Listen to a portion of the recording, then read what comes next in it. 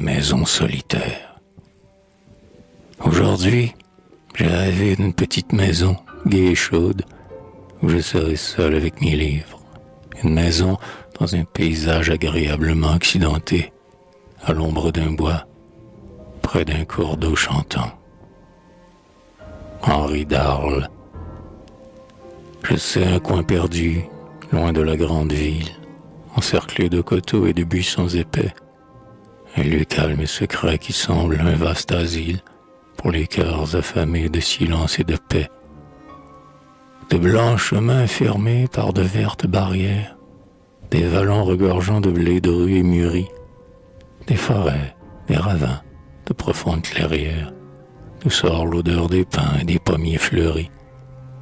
Il n'est pas de montagne, une côte un peu rase, où l'on voit, çà et là, fumer une maison.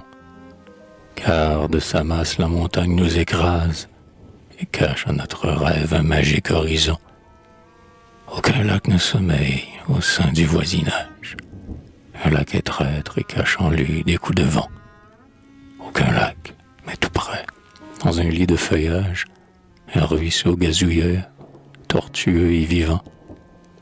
Un ruisseau babillard dont l'eau toute moirée, au midi, lutte de splendeur avec le ciel, et dont l'onde a parfois, dans sa robe dorée, un reflet qu'on pourrait croire immatériel.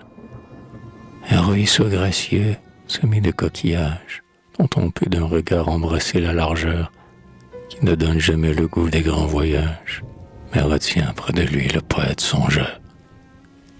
Je sais un coin rustique, un paradis du rêve, où sont de vieux lilas aux rameaux parfumés, où jamais les aulniers n'ont vu tarir leurs sève, où de jeunes époux jadis se sont aimés. À l'abri de tout vent, au pied d'un monticule, entre des peupliers aux dômes retombants, pour nous asseoir à l'aube ou bien au crépuscule, nous aurons sous l'épaisse feuillée un vieux banc. Et quand tout tombera dans l'humaine paresse, que le soir étendra partout son ombre sœur, nous sentirons alors ainsi qu'une caresse descendre sur nos fronts sa tranquille douceur.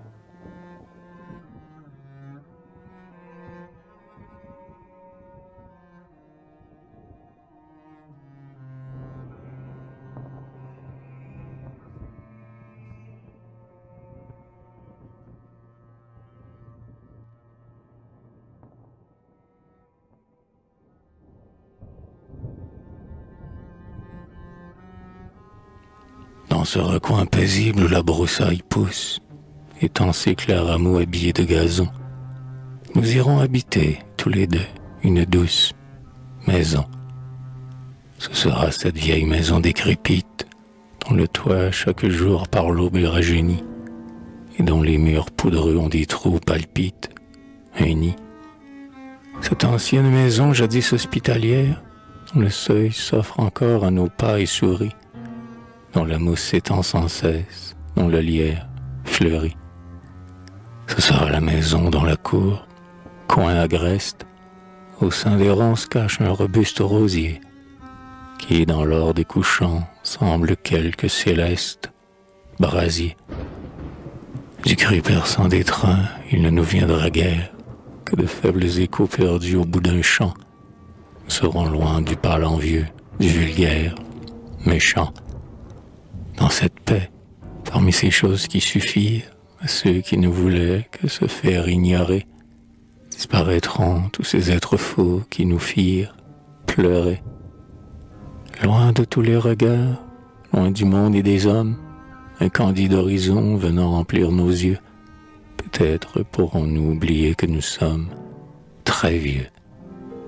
Et soustraits aux mensonges, aux louanges, aux blâmes, sauvés de tout par le grand calme triomphant, nous pourrons, peu à peu, reconquérir notre âme d'enfant. Et laissant, tel le gai ruisseau sous l'herbe tendre, couler nos jours sans peur, sans souci, sans remords, c'est là que nous pourrons joyeusement attendre la mort.